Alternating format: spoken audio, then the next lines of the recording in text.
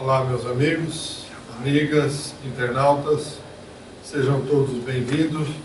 Vamos dar continuidade ao estudo deste livro aqui, A Vida no Outro Mundo, escrito por Kaivar Schutel, enquanto estava encarnado em 1933. Então vamos hoje ao capítulo A Revelação Espírita. Então a Revelação Espírita, segundo Kaivar, foi o grande acontecimento do século XIX, em sua pujante manifestação.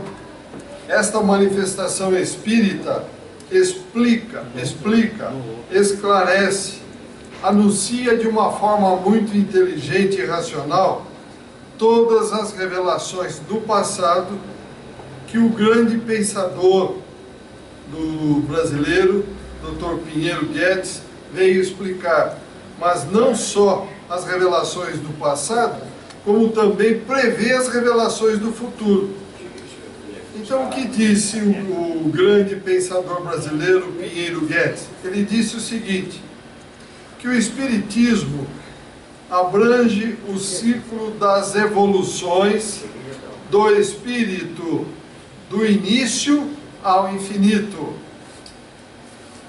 O Espiritismo parece muito novo, porque a sua codificação, admiravelmente concebida por Allan Kardec, tem unicamente 80 anos. Portanto, como está aqui escrito no rodapé do livro, 80 anos em 1932, quando foi a primeira edição deste livro.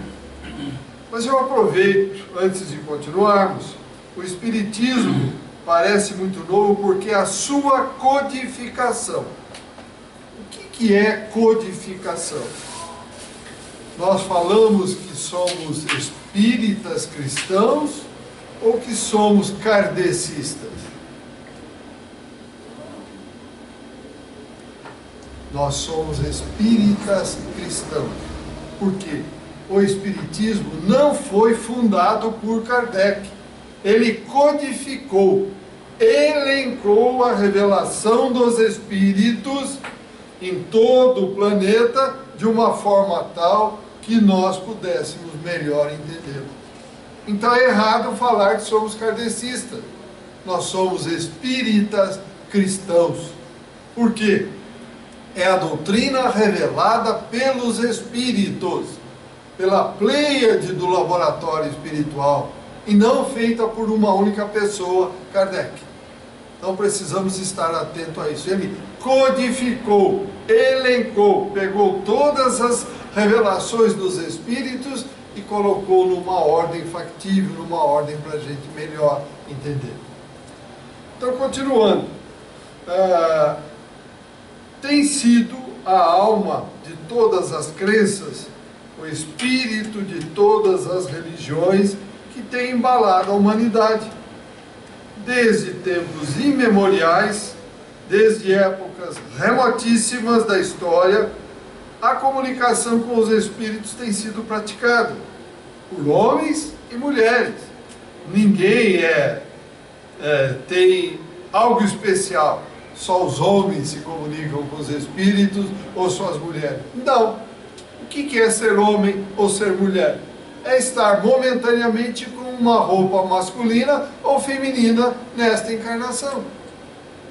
Porque o livro dos Espíritos é claro que o sexo não define nada no mundo espiritual. Então, grande parte de homens e mulheres, dos quais fazia dessa comunicação a sua especialidade. Então, todos os livros sagrados referem-se, diz Kaivar Schutel, a aparições e comunicações, quer com espíritos superiores, chamados pelos sacerdotes de todas as seitas, de santos, anjos, arcanjos, quer como, entre aspas, pecadores, que de outro lado do túmulo, através do mediunismo, vinham manifestar-se aos seus conhecidos, amigos e parentes que aqui ficaram. Então veja, os Vedas, que é um código religioso que apareceu muito antes de Jesus, afirma a existência dos espíritos dos antepassados, que, em estado visível, acompanhavam certos brahmanes na Índia, e acrescenta que os anacoretas e cenobitas tinham a faculdade de conversar com os mortos. Anacoretas ou cenobitas, nomes que eles davam ao que nós chamamos de médiuns hoje. Nada de diferente. Capacidade especial? Não. Ninguém é especial. A faculdade mediúnica é uma faculdade natural, normal, todos nós a possuímos. Cada um desenvolve de acordo com as suas aptidões e tendências que trazemos do passado. Então ninguém é especial por ser médium. Ao contrário, nós podemos até afirmar que quanto mais médium individual, ou seja, quanto mais canal de intermediação entre os dois mundos, mais pendurado ele está com as suas dívidas do passado. Por quê? Porque quando estamos no mundo espiritual, uma das formas da gente tentar acelerar a nossa evolução é nos servir, ou melhor, nós sermos esse elo de ligação entre o mundo material e espiritual. Com isso nós podemos acelerar um pouco os resgates que temos que fazer.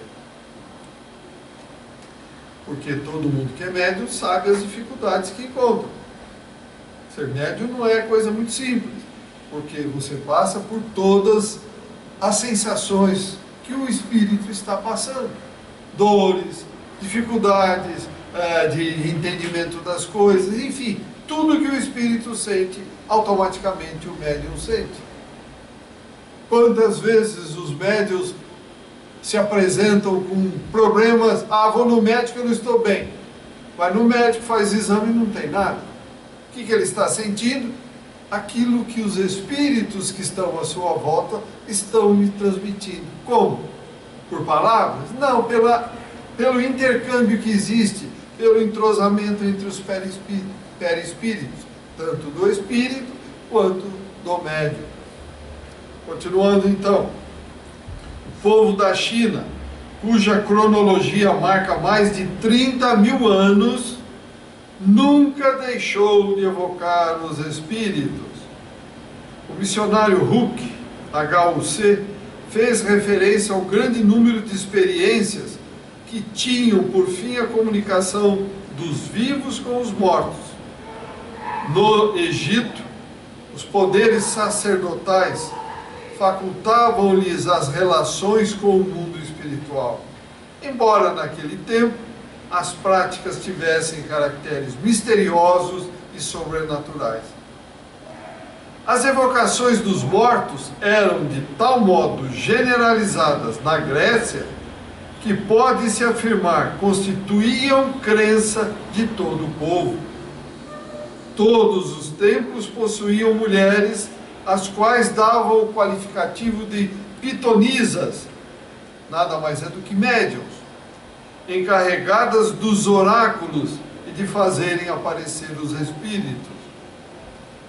Tem um templo famoso que todo mundo conhece, o templo de Delfos, onde os espíritos, pelos lábios das Pítias, proclamavam o Deus grego, iluminando os mistérios da vida, as existências passadas e futuras, as relações da alma com o corpo.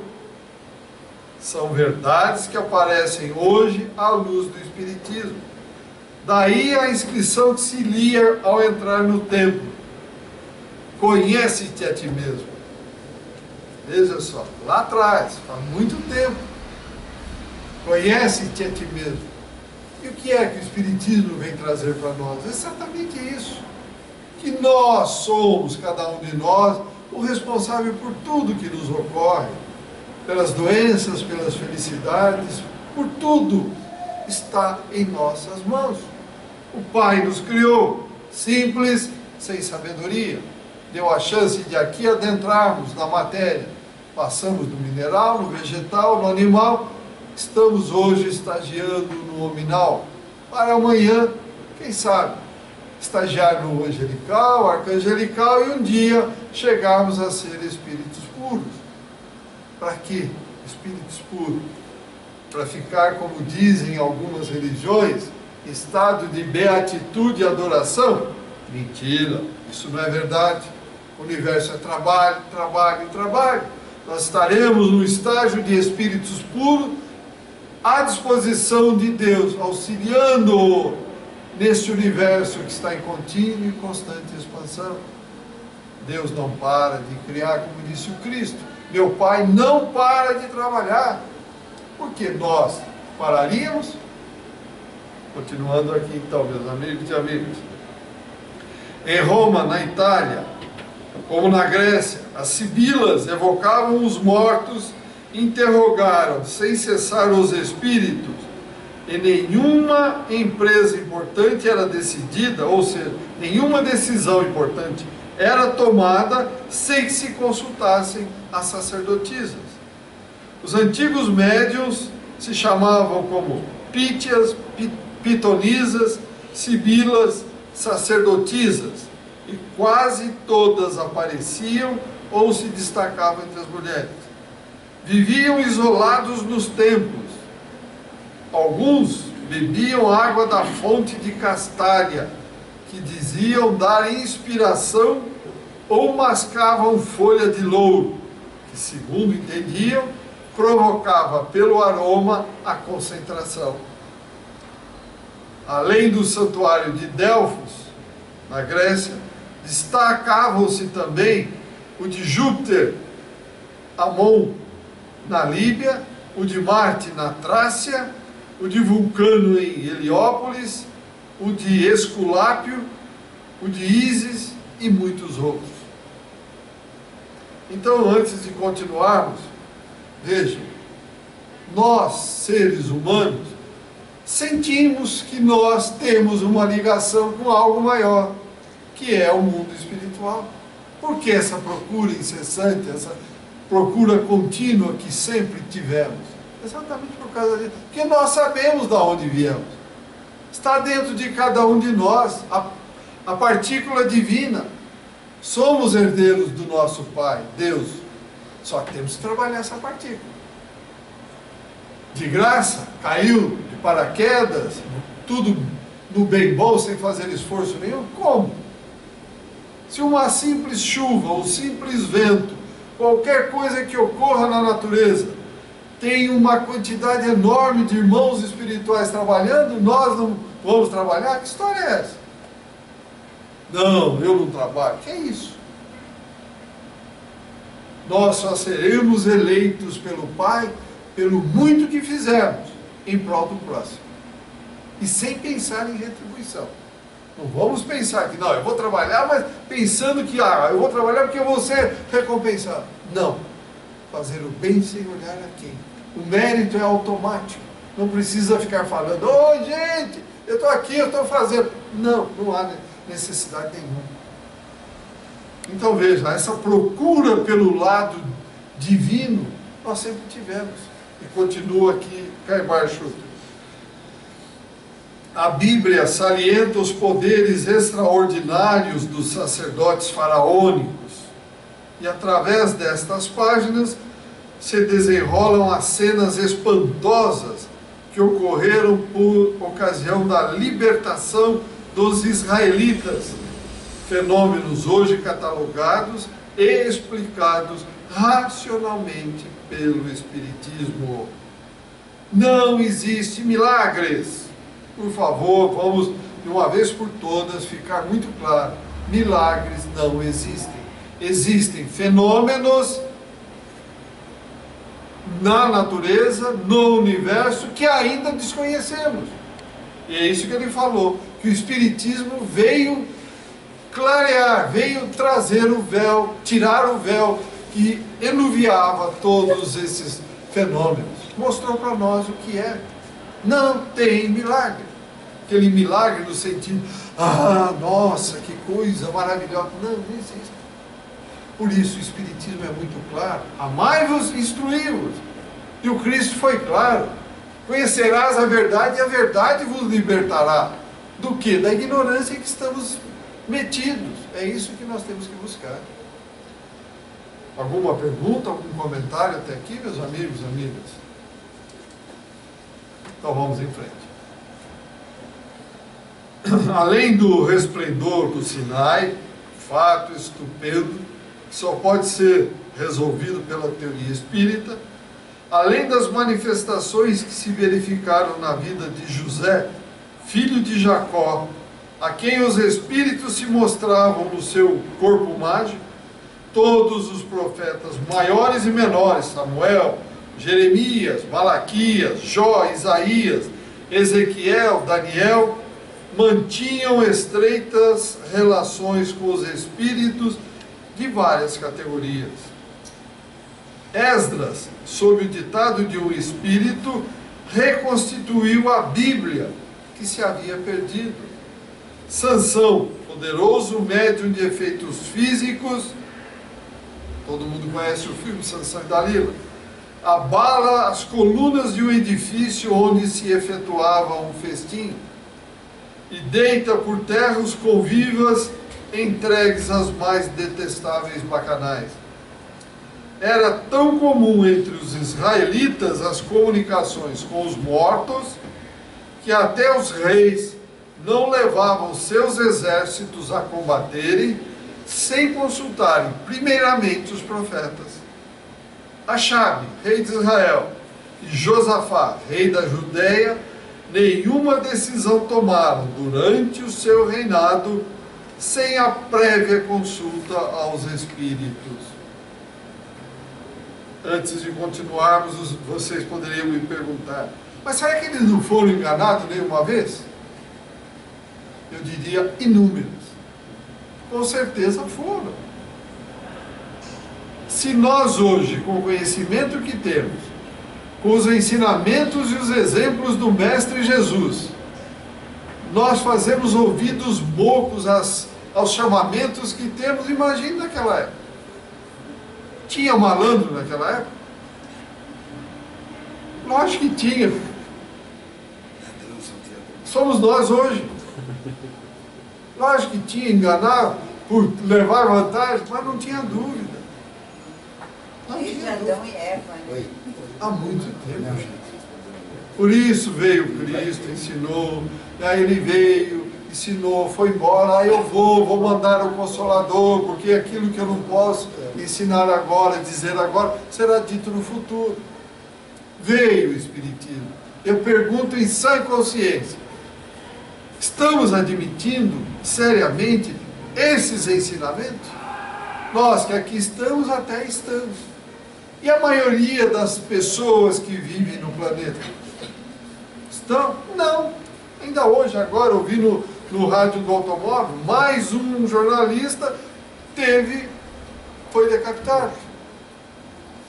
E aí, gente? Que nível de pessoas estão vivendo no nosso planeta? Mas isso aqui foi há 2000 anos. O que mudou?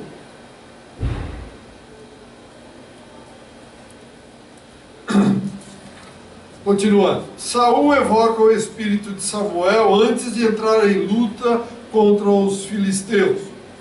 E como este não lhe respondesse, nem por sonhos, nem por outra mediunidade, o que faz Saul? Vai até Endor pedir a pitonisa a manifestação daquele espírito. Joel, arrebatado pela visão da nova aurora que começa a iluminar a humanidade, proclama a difusão do Espírito sobre toda a carne, sem excetuar jovens e velhos, filhas e filhos, servos e servas. No Novo Testamento, as manifestações psíquicas começaram com o anúncio do nascimento de Jesus Cristo, pelo aparecimento do anjo Gabriel. Alguém duvida que foi um Espírito que se manifestou? E continuaram sucessivamente, desde o presépio de Belém, até as contínuas aparições do Nazareno após a sua morte.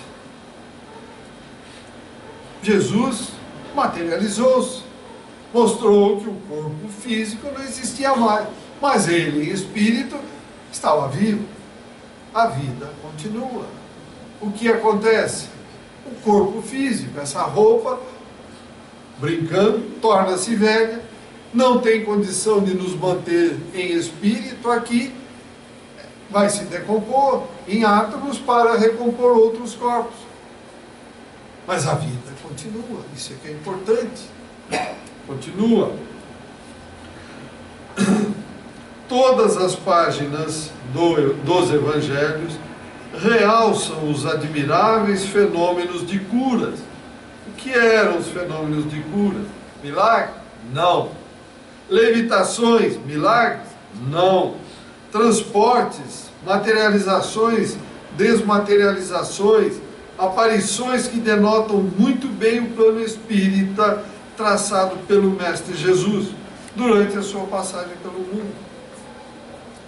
A transfiguração no Tabor com as aparições de Moisés e Elias é um fato digno de nota e de muito estudo.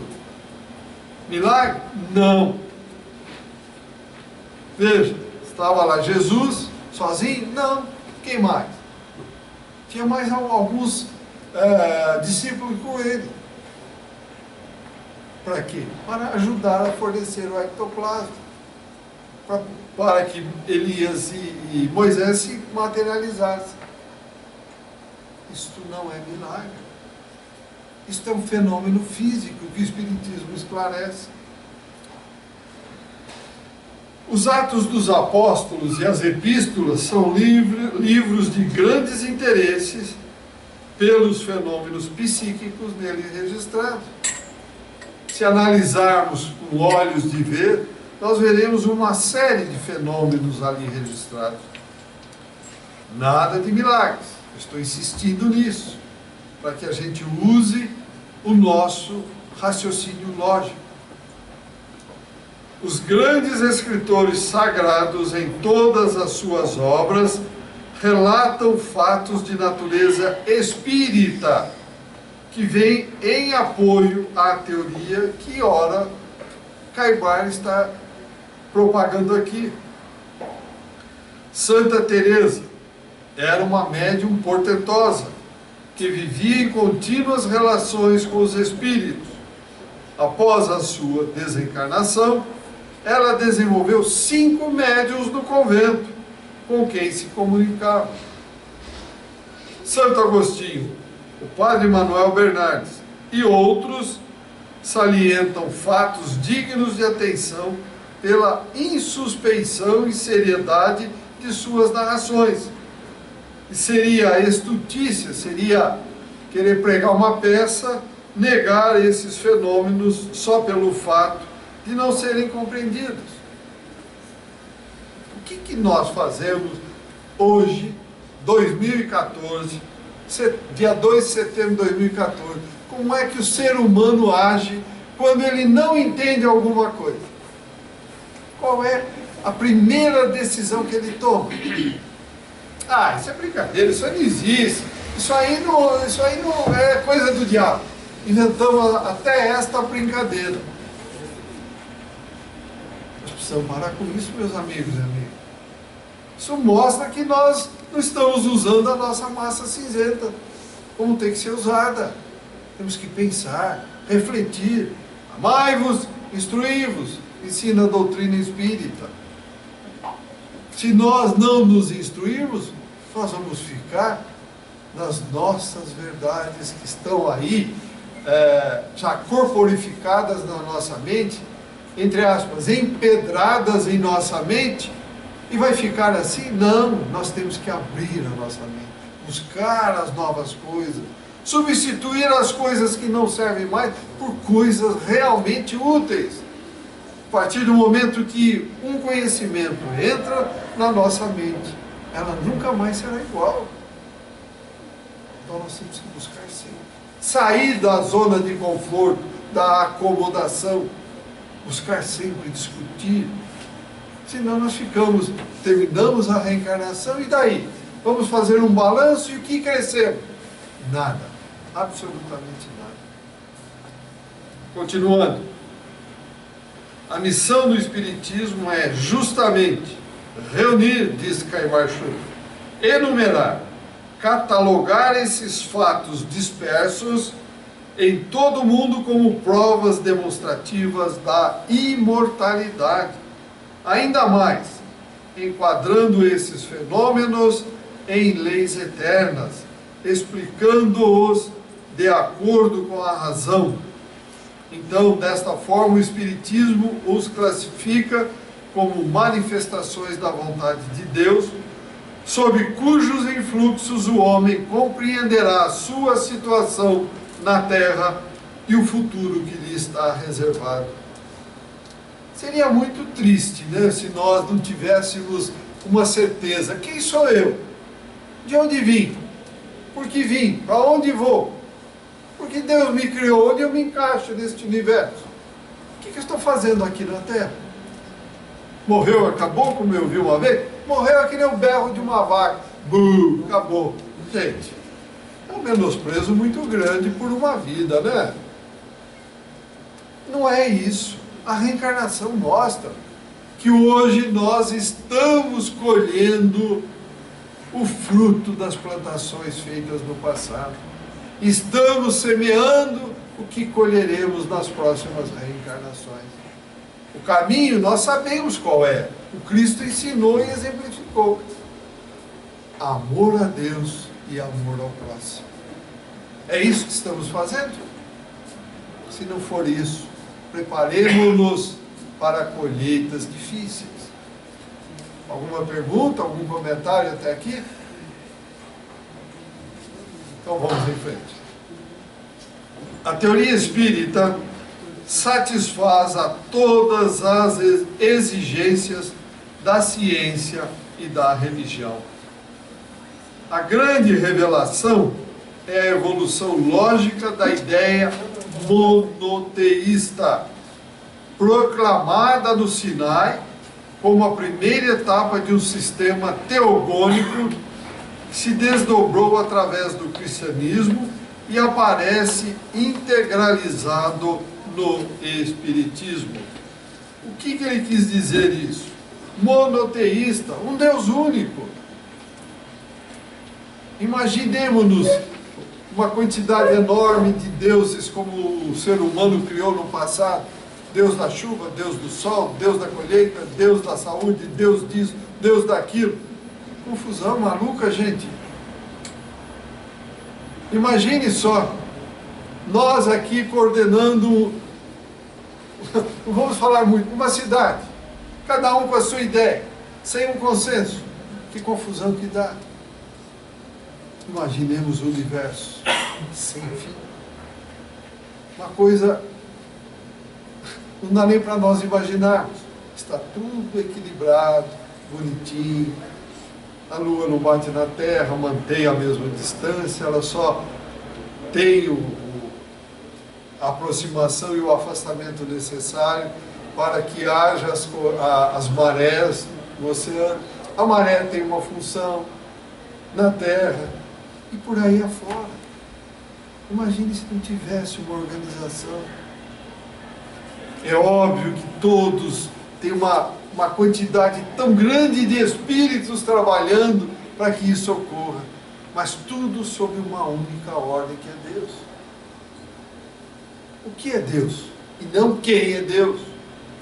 Se nós falarmos quem é Deus, nós vamos pensar no ser humano, parecido com um ser humano. Não. Pergunta número 1 do Livro dos Espíritos. Não é quem é Deus, o que é Deus? Entidade suprema, inteligência suprema, causa primária de tudo que existe no universo. Não podemos pensar Deus como um ser humano. O que é o universo? Como diz o poeta, é Deus pensando. Continuemos.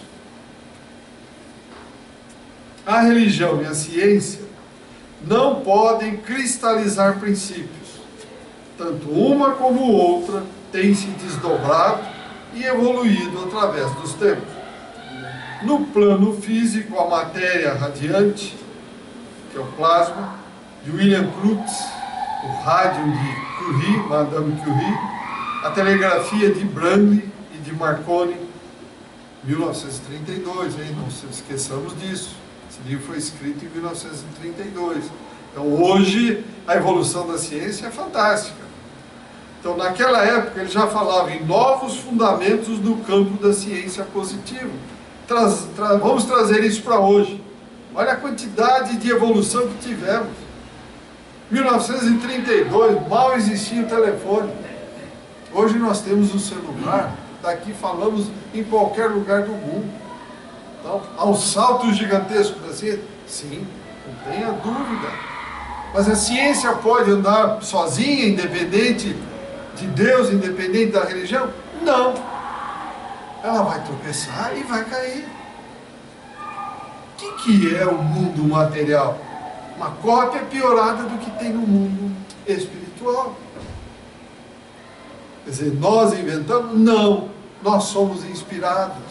Aqueles que se dedicam em cada uma das suas áreas recebem as inspirações necessárias para que transfiram aquela tecnologia do mundo espiritual para o mundo material. Pois não, Pedro. A ideia, nem sempre nada certo. Você está falando de inspiração. É inspiração. Quando nós estamos preparados para isso. Quando estamos preparados e com o coração envolvido, nós recebemos. E não é um que vai receber. São vários que recebem ao mesmo tempo no planeta. Continuando.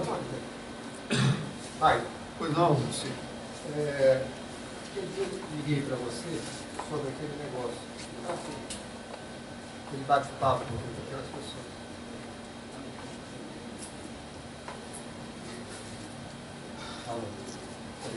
Alô? Então, eu estive analisando. O espiritismo está muito errado com as diversas religiões que não acreditam na reencarnação, está completamente obsoleto.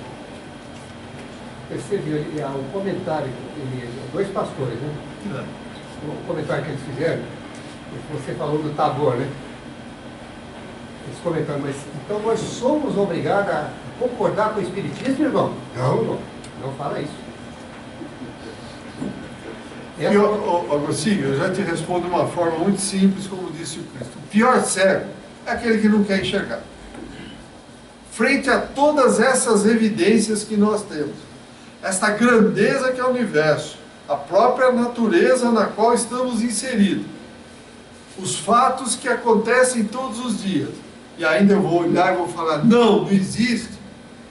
Então, por isso o fruto não cai enquanto não estiver maduro. Temos que ter paciência. Esperar que no momento certo tudo vai acontecer. Nem todos nós somos iguais, evoluímos da mesma forma. Cada um tem um interesse em buscar. Eu tenho interesse em buscar o conhecimento e aplicá-lo. Outros, não. Eu quero conhecer, mas quero levar vantagem. Vou passar perna em todo mundo. Vou atrapalhar a vida dos outros. Pode fazer, mas se prepara. O plantio é livre, mas a colheita é obrigatória. O troco vem. O troco vem. É lei de ação e reação, isso é o universo. Por exemplo, você acha que toda essa bobagem que nós estamos fazendo com a Terra, essa poluição terrível, já não estamos vendo o resultado? Não estamos vendo as geleiras se encolhendo? Falta d'água aqui, falta d'água ali, falta d'água mais não sei aonde. O plantio é livre, mas a colheita vem. Nós temos que viver em harmonia entre nós e com a natureza. Mas nós achamos que não, a natureza é um grande lixo. Joga tudo na natureza. Poluição de todo tipo, lixo de todo tipo. Não. A latinha que nós vamos jogar hoje aqui, simbolicamente, amanhã nós vamos ter que dar um jeito de recolher essa latinha. Numa outra encarnação, numa condição muito difícil. Então, cada um de acordo com as suas obras e seus méritos. Todos nós estamos sendo chamados, neste momento, para dar o que temos de bom no coração. O exemplo está onde? Cristo. Uns estão aceitando e colocando, a maioria não está. preparem a sua matuninha, que já já bate o sino, vamos fazer um estágio na Lua e depois vamos para Quirón. Onde é Quirón? Em algum lugar do universo. Como é Quirón? Um planeta primitivo, como foi a Terra há bilhões de anos atrás. Vamos lá descobrir o fogo, a luz, enfim, tudo que já existe aqui. Cada um traça o seu caminho, a sua rota. Continuando, então, para nós encerrarmos, Carbar diz o seguinte: o Espiritismo hoje, cientificamente demonstrado e sistematizado, desvenda a história do maravilhoso humano e faz reviver seu passado enraizado lá nas religiões iniciáticas, cujos fundadores nos dão o valor do seu testemunho para a constatação da verdade que ora o Espiritismo proclama. Como eram os primeiros encontros dos cristãos? Exatamente com manifestações espirituais. Como era o debate entre eles? Havia uma discussão muito forte. O Cristo estava sempre presente nas orações. Eles sempre se manifestavam, não o Cristo diretamente, mas os Espíritos, para que evoluísse o cristianismo. E quando é que isso desapareceu? Quando os romanos acharam por bem eliminar. No Concílio de Nicéia, se eu não me engano, se estiver errado na data, no ano de 300 e alguma coisa da nossa era, simplesmente tiraram a reencarnação. Até então era aceita normalmente. A reencarnação é um dos pilares do Espiritismo e ela veio nos mostrar que não adianta querer se enganar. Nenhum de nós plantou hoje, vai colher amanhã. E não tem ilusão. O plantio é livre, mas a colheita é obrigatória. Então o Espiritismo é o Consolador prometido que o Mestre mandou, como prometeu de fato, para que nós pudéssemos hoje trilhar no caminho mais seguro, no caminho mais ameno. Mas nós não estamos querendo.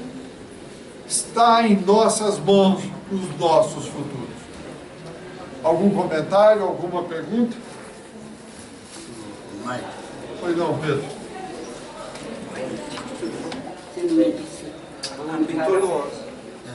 você falou no Monte de Tabor, né? É. Estavam com ele, com Jesus,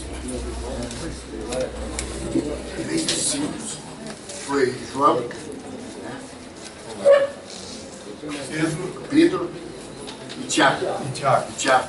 João, Pedro e Tiago. E depois, né, Moisés e Elias conversaram com Cristo. Cristo faz um pedido aos três, para não relatar nada do que tinham visto. Por quê? Não estavam prontos ainda para entender tudo isso. Para receber, né? Infelizmente, ainda não estavam. Essa beleza que foi esse... Aí veio o Espiritismo e nos mostrou a normalidade de tudo isso. Então, muito obrigado, amigos, amigas, internautas. Passamos então agora para a doutora Maria. Muito obrigado a todos. Até o próximo encontro.